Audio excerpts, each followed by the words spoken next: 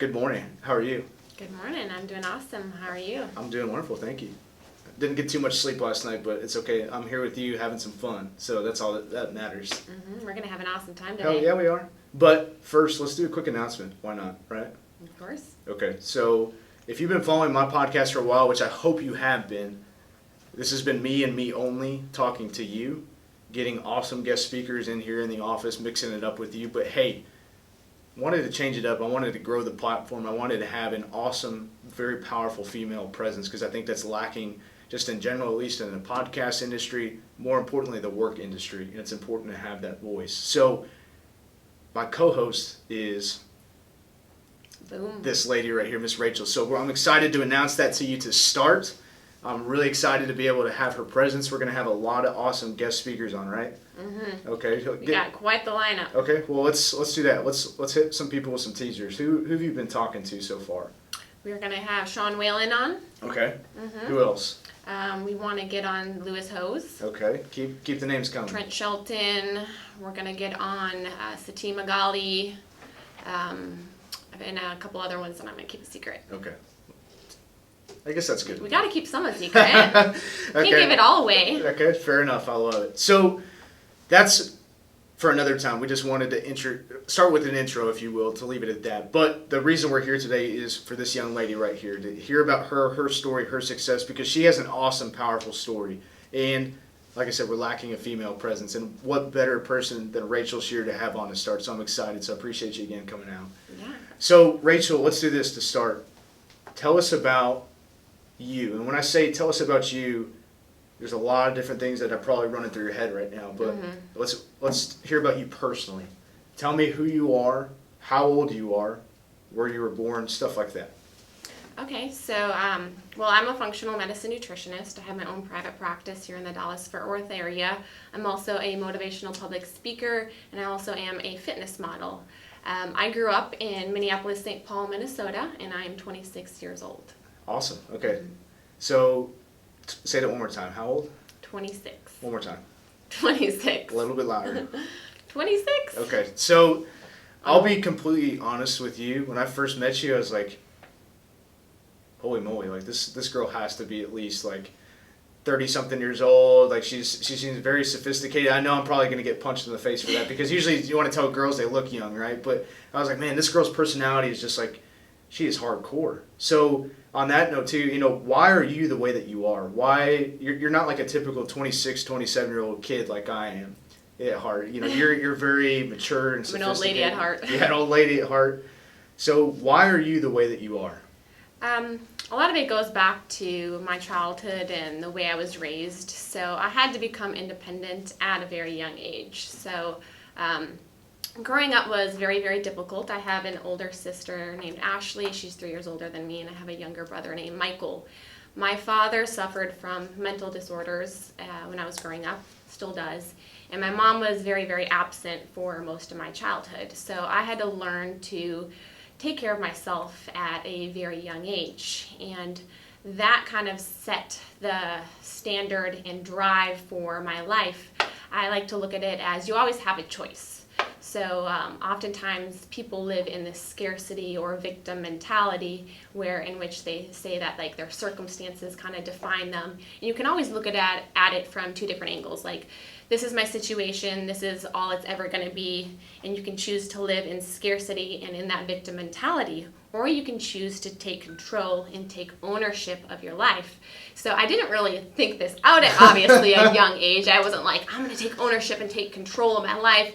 But essentially, that's what I did. I kind of looked at my situation and I was like, this is not going to be my life. I'm going to do everything in my power to become the best version of myself. And I just kind of looked at it like, no one is going to do the work for me.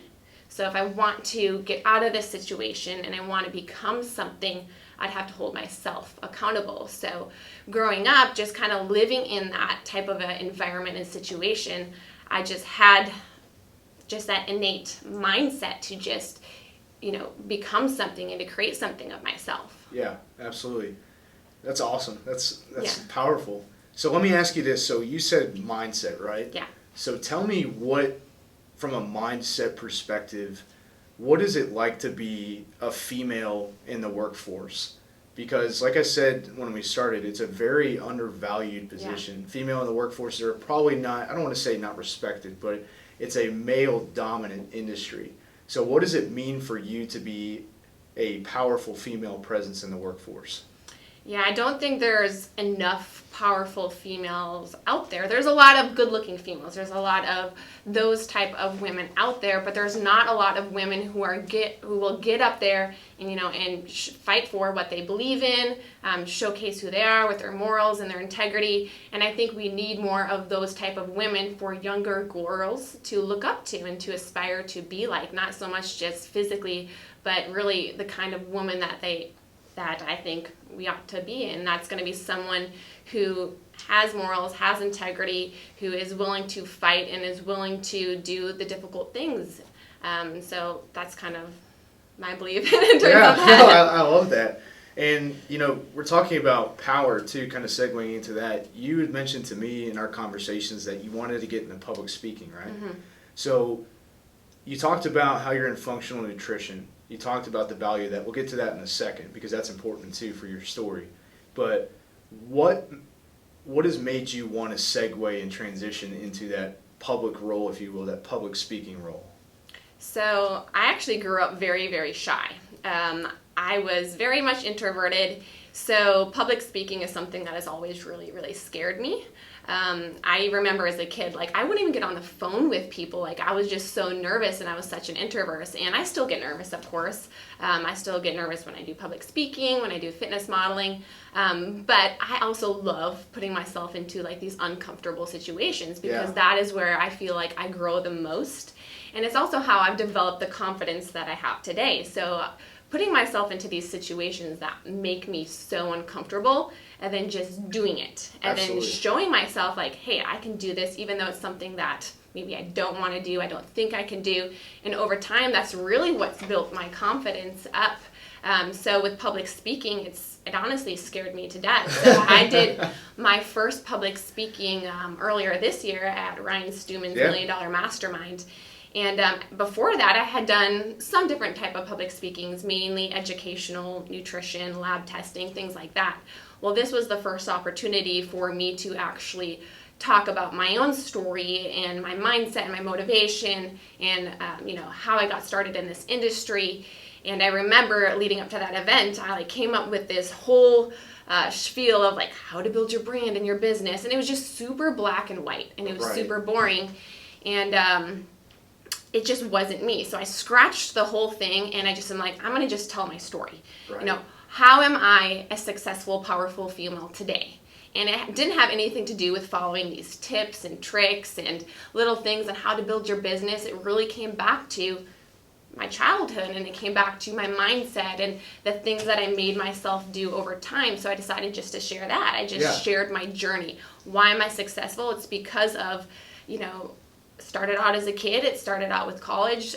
All the things that I've gone throughout my life that have been very difficult, that I've been able to overcome. That's why I'm successful today. So with the public speaking, it was really, really scary for me to do. And actually leading up to that event, I wanted to quit multiple times. There was often times where I'm I don't think I can do this. I would get shaky, and I was practicing and practicing and practicing.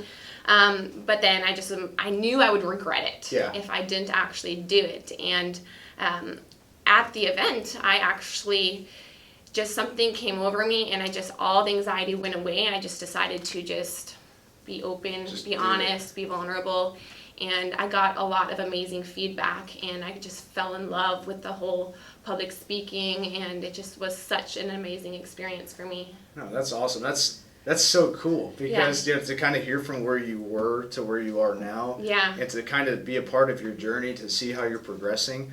It's awesome to see you taking those steps. And when you talk about public speaking, that's a big thing. It's kind of a roadblock for a lot of people. A lot of people are afraid to talk in front of big crowds. Even to do a podcast right now, that takes a lot of guts because we're live too, right? We could say the wrong things. We could piss somebody off. Oh, and I do often. We could step on some toes, say some stuff that we probably regret. But when you put yourself out there, when you have intention, when you have a mindset to serve and make a difference and impact people, that is where you really start to tap into that next level of success. So I'm really glad that you're doing that, because your success has been inspiring for me. It's been inspiring for a lot of people in our company, and I know there's a lot of people who follow you that feel the same. So, well, thank you. That's so cool. So, talking about, kind of coming back to what I said, we'll come back to about your functional medicine and what you're involved in there. So, how did you talked about you played sports in college, right? Yeah. So, well, not in college. I grew up as a gymnast and dancer. Okay. In college is when I kind of entered the bodybuilding Gotcha. realm, Okay. and I just got really into weightlifting.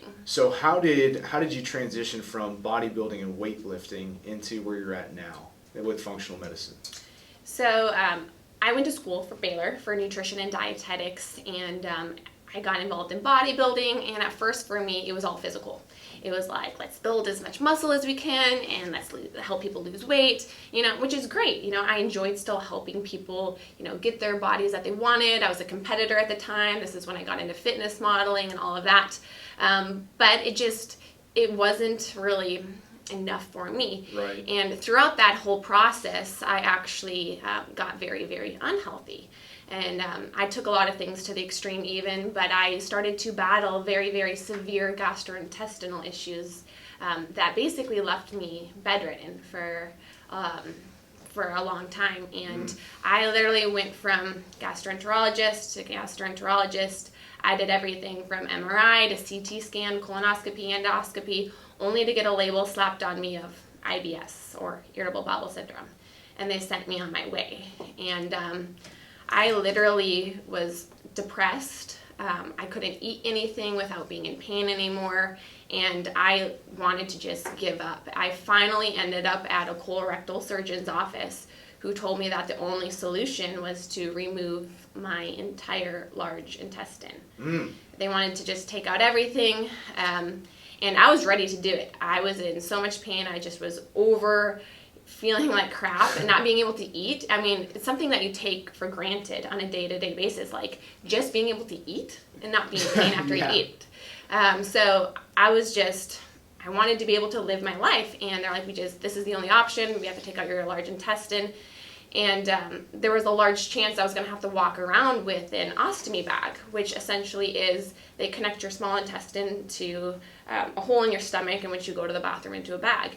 Right. And for someone whose entire life has been nutrition and fitness and, six-pack abs even, and fitness modeling. What about a one-pack? Yeah, that too. This was like the worst thing I could have ever heard. So it felt like my whole world came crashing down. But I remember sitting in that doctor's office, and I was just ready to give up. I just did not want to be in pain anymore. But also in that moment, something came over me. And I thought back to a promise that I made myself when I was younger. And I promised myself that I would never give up. And I would always strive to be my best self. And I felt like that's what I was doing. I was giving in, I was giving up. So I decided to hold off on the surgery. Yeah. And I decided to go another route. And, if I couldn't do anything myself or give myself the time to kind of work on things, nutrition, health-wise, then I was going to move forward with the surgery. But I wanted to give myself that first.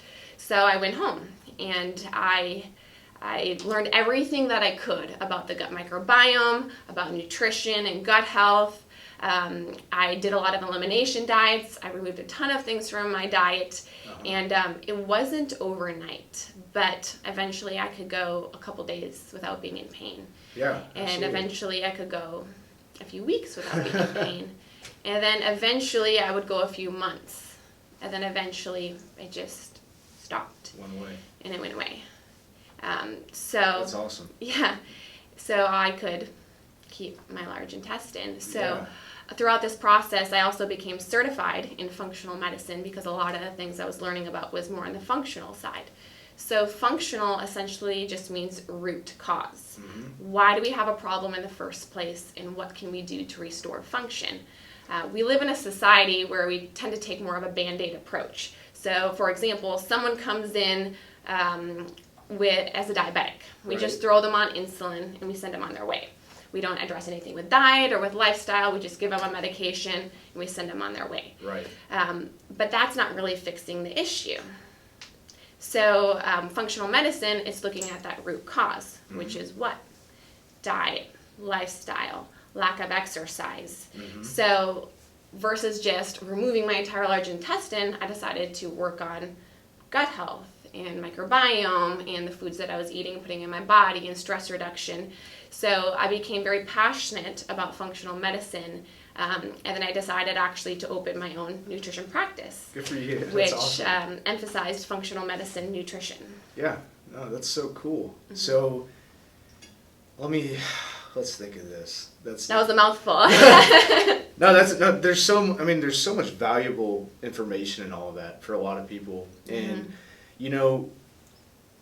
I don't know if your followers that are watching this right now will be listening to this know who I am, but I also have an expertise in fitness and wellness, and I'm also a medical professional as well. So you and I have a lot of understanding between each other. So, saying so and segueing to my next question, we understand the importance of health and nutrition and what it can really do for people on a larger scale than what they can imagine for themselves. So, saying so, what to you is the value that somebody can benefit from health, from fitness, more importantly, exercise? How can somebody benefit from maybe like 10 to 15 minutes of simple movement?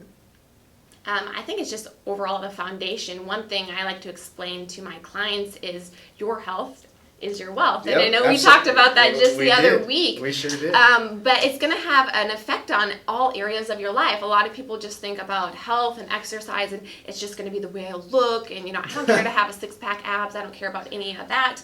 But it's so much greater than just the physical. Absolutely. It's going to have effect on your productivity with work. It's going to have effect on your confidence. It's going to have effect on many different things throughout your life. So it really needs to be the foundation. Yeah. And you need to take care of yourself. And people who are healthy and fit, I think it tells a story about the kind of person that they are as well too. It shows their journey. It shows their journey and that they're willing to put in the work. People who are fit and healthy, it shows that they're determined. It shows it goes back to work, the kind of person that they are and that work that they're willing to put in.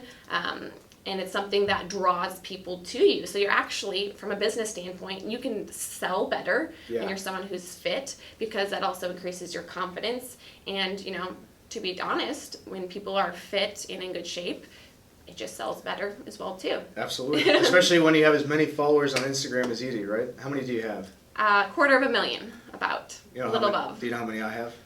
How many? Take a guess. 300. Jeez, man, that's rude. What? maybe a little bit. You're close, but just a little bit north of that. 3,000. No, that's a little too generous. Okay, too generous. Okay, about 600. 600. Okay. So how about you pass a few of those this way? Oh yeah. Let's beef up those numbers a little bit. I gotta get my ratio up. I'm slacking in that department right now. Oh yeah, we'll get there. So, I'm trying to think of the best thing. You've said so many good things, but you also, what I kind of want to piggyback on what you had said as well, aside from the aesthetics, which I'm sure you can agree with me on, is that mindset is really a part of that a lot of people forget, right? Because when you're working out, we all want to look good, we all want to feel good, but more than anything, what people fail to realize is that you're starting to create a mindset. You're starting to build a healthy habit. And really what you're telling yourself by being able to overcome those challenging things is that I can handle any task, any challenge, anything that's in front of me. And for a lot of people, let's be honest, working out is that challenge. Just putting forth 10, 15 minutes, 20 minutes of exercise is something they're probably going to try to put off or make excuses about not to do. Is that right? Would that be fair to say? Yeah, and I was actually talking to one of my clients about this the other day, not just the physical benefits that they're going to get by going through this whole transformation, but the mental benefits and the confidence that they're going to have in themselves, and not the confidence of just, I look better. Yes, you'll have more confidence because you look better and you feel better about yourself when you look in the mirror, but the confidence that you're going to develop by doing what you said you were going to do and just sticking to a plan and seeing the results that come as a result of it. I think that's going to be the greatest thing that you get out of the whole transformation. Yeah, absolutely. So what do you think for females? We're talking about your powerful presence and what you've done for a lot of females already, but from a female perspective, what is it most about the female psyche, if you will? I got to be careful with my word choice because I got a lot of ladies that are probably going to be listening to this too. Is what more than anything is that roadblock for females when it comes to exercise? I'd say with females, but also with men in general, it goes back to the why. Oftentimes, we don't tie it to a great enough why. When I say your why, it should be associated with your identity and who you are. So what a lot of female and men do, though, is they tie their why with maybe the physical. So let's say I'm going on a vacation and I want to lose weight so I can look good in my bikini. That's really not a big enough why. Or I just want to have six-pack abs, or I have a photo shoot coming up. These are very small whys. Your why, I like to call it your why identity. I like it. So it's your why associated with your identity. That's going to be your driving factor. Mm-hmm. So like I had a client that comes in and she wants to be able to play with her grandkids. Mm-hmm. She wants to be able to be around long enough to see her grandkids grow up. This woman has just killed it, and she's lost, a tremendous amount of weight, and she's building up that confidence throughout the process as well too. Yeah. But she's someone whose why is associated with their identity. Absolutely. So like going on a trip or vacation, those are all good reasons, and we all have those goals as well too. But I would encourage people to think of something much greater and kind of associate it with who they are. Yeah, no, I love that. So aside from that, what other words of encouragement would you have for somebody, male or female, excuse me, listening to this that struggles to find that why? What, aside from the why, what advice would you have to offer them to get moving, to get active? So we need to kind of look at what it is that you want. Mm-hmm. So you want to lose weight and get healthy. Why? And yes, it is difficult to sometimes try to find that why associated with your identity, but we all have it. Right. And it just has to be that deeper meaning. And you just need to get clear and real about where you're currently at. Most men, this was an interesting statistic, actually avoid, and it's men specifically, avoid going to the doctor or going to see a nutritionist because they're just afraid to hear what they essentially already know. So they're afraid to hear they need to lose weight, or that their blood work is not good, they have high cholesterol and all of that. Mm-hmm. So they don't really want to actually take accountability as to where they're at. Right. So I'd say the first step is, just be honest with yourself and get clear about where you currently are. Yeah. And then kind of go back to now what it is that you want and why it is that you want it. And then from there, what are the necessary required actions, the NRAs, I like to call them, in order to achieve these goals? You can say you want something all day, but if you don't actually have a plan, those are just things you want. Right. They're just a dream or something, or it's the goal. So you need to be clear, again, about what are the necessary required actions that I need to take in order to get essentially what I want. I love that. And then once you outline it and write it down, not enough people actually write it down. I was just about to say that. You stole my thunder. Yeah. So 90% of people never actually write down what it is that they want. And I'm not talking about just health and wellness, just write down what it is you want. Like, what do you want? Absolutely. And then why do you want it? And then what, again, are the necessary required actions that you need to take in order to get what you want? Yeah. Cool. Yeah, because we even did that too. We sat down, we grabbed some coffee. We were talking about this podcast before we hopped on here too. So we had you write down some personal goals, right? Yeah. So I put her on the spot. We talked about Rachel, kind of where she's at in her life, how to write down and prioritize some goals, which is super important because it keeps you focused. And more importantly, to piggyback on a closing note on that thought, is it keeps you accountable. Right? Accountability is a big thing, whether it be for goals, whether it be for exercise. To have that person you can rely on and connect with it's very important because a lot of people feel lonely in their journey, right? Would you feel safe to say that or agree with that? Yeah, for sure. Okay. You need to have someone to be accountable for. And a lot of people think that they can be accountable to themselves. Right. But realistically, we all know that's not always the case. So you need to have someone that you can be accountable for. It could be a spouse. It could be a friend. Oftentimes it needs to be a coach or a professional as well too, which is why, coaches are so important, not only for making sure you're going the right direction, they're giving you a plan that is backed by science and education, whether it be with nutrition, whether it be with fitness, whether it be even with your business. Yeah. But they're also going to be someone that's going to hold you accountable throughout the process. I love it. That's so cool. So we talked a lot about what you do. We talked a lot about health, fitness, wellness, all that jazz. Your powerful story was just incredible. And a lot of people are going to be moved by that like I was. It was super cool. But let's get to know you on an even deeper personal level. We're going to ask you a couple questions. All right. Random questions. Oh, not boy. thought out. They'll probably come to me here in a second. But let's do this. First question I got for you. Mm-hmm.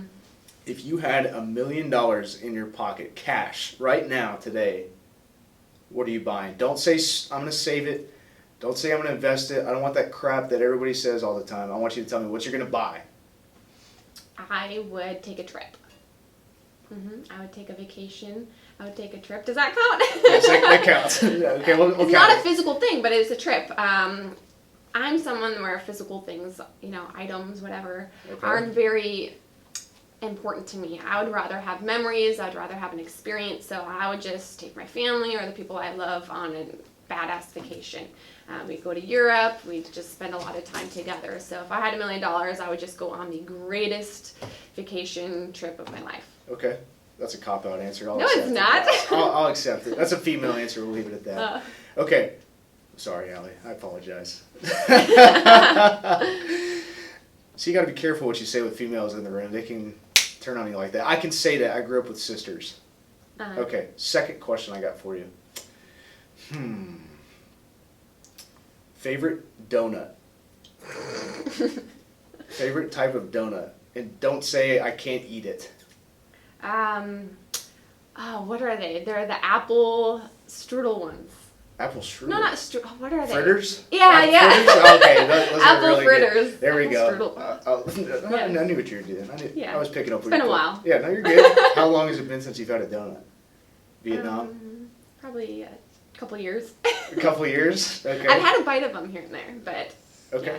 Just so due to a lot of my gut issues, I've had to be very careful about a lot of the things that I eat. So Fair not enough. necessarily for, physique reasons, but just due to not wanting to get a relapse. Okay. Fair enough.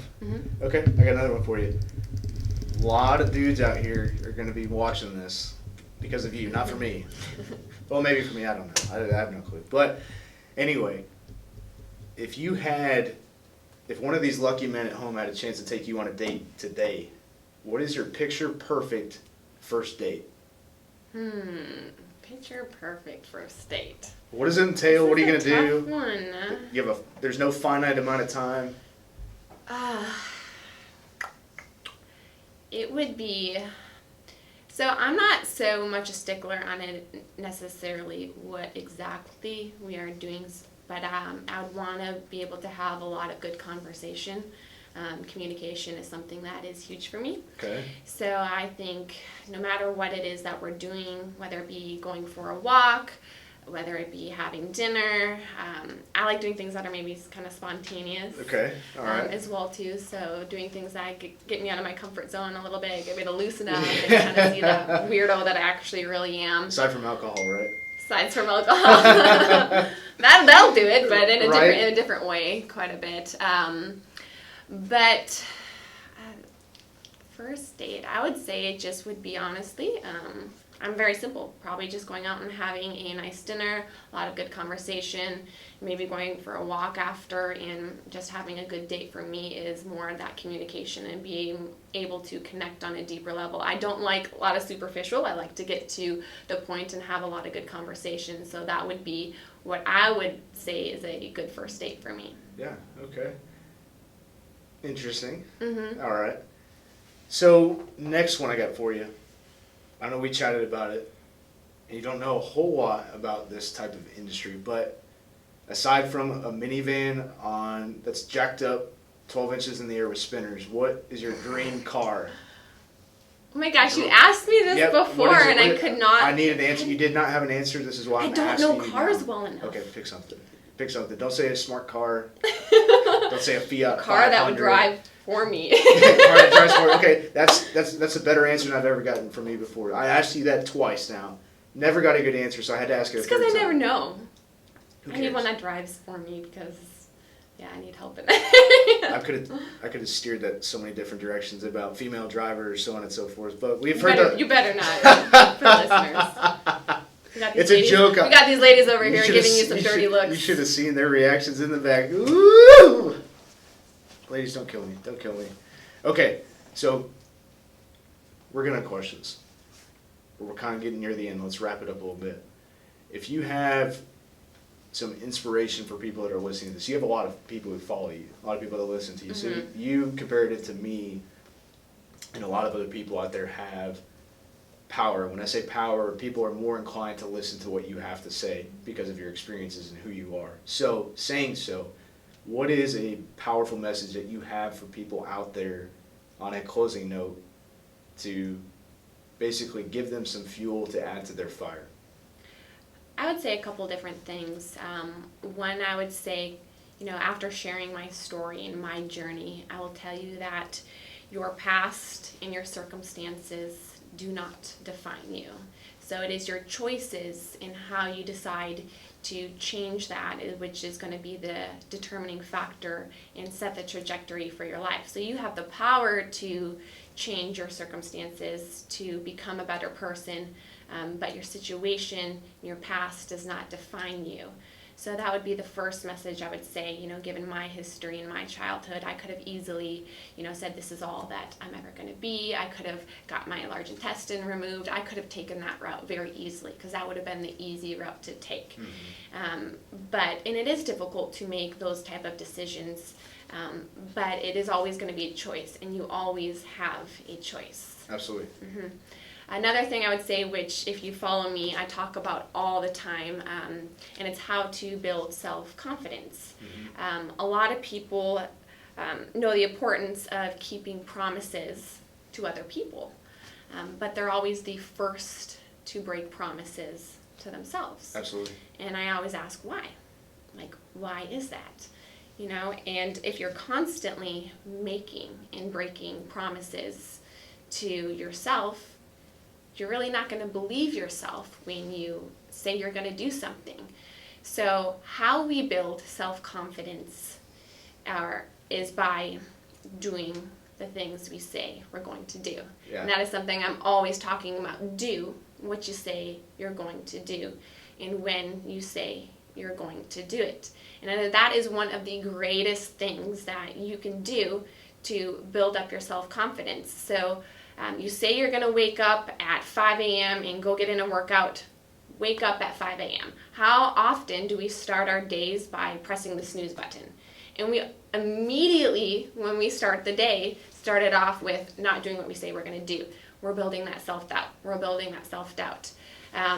We say we're going to meal prep for the week. We're going to eat healthy, and then we just don't do it. So over time, we're building up this reputation with ourselves. So in order to override that, we need to do the opposite. Absolutely. And it doesn't have to be something crazy huge to start with. It can be something really, really small, like waking up when you say you're going to wake up. It can be something like, I'm going to lay out my clothes the night before I go to bed. So when I wake up in the morning, that decision is made for me. Yeah. So you just do it over time, again and again. And you, over time, will build up that confidence with who you are. So when you start something new, a new journey, a new job, you have that confidence in yourself, which is going to help you in the long term with your business, with your health, with your fitness. So that would be my other take-home message. Do what you say you're going to do. And then the first one is your past and your circumstances do not define you. I love it. That's awesome. Well, thanks for that. That's a great way to close. But let's piggyback something we talked about at the very beginning. Okay. Let's talk about our combined stuff for people who Yes. are going to be going forward, just to give some people some insight, some information, what's to come. So we talked about in the beginning how we're going to do a combined podcast together now moving forward. We're going to have a lot of awesome speakers, some more we can't reveal yet that are going to be on here. So we've kind of been chit-chatting a little bit about direction and theme and really where our target audience is, right? So that being said, somebody listening out this who might be following us later on, what is our goal and direction with this podcast?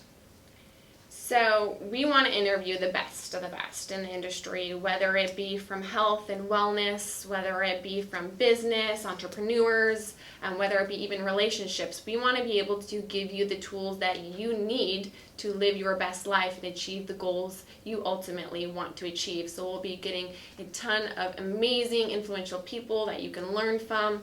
And then we're going to just kind of learn how their mindset is and what makes them so successful. Absolutely, because mindset's everything, right? Mindset is everything. That's it. Okay, so guys, I hope you are really looking forward to that. Like I said, those powerful speakers that Rachel referred to are going to be here.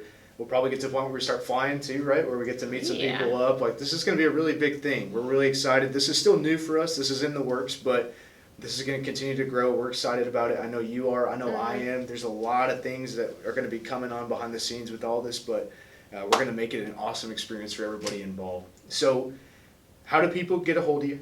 Where do they find you in the meantime? Go. So you can follow me on Instagram. This is where I have my largest following, which is just at Rachel Scheer, at RachelScheer.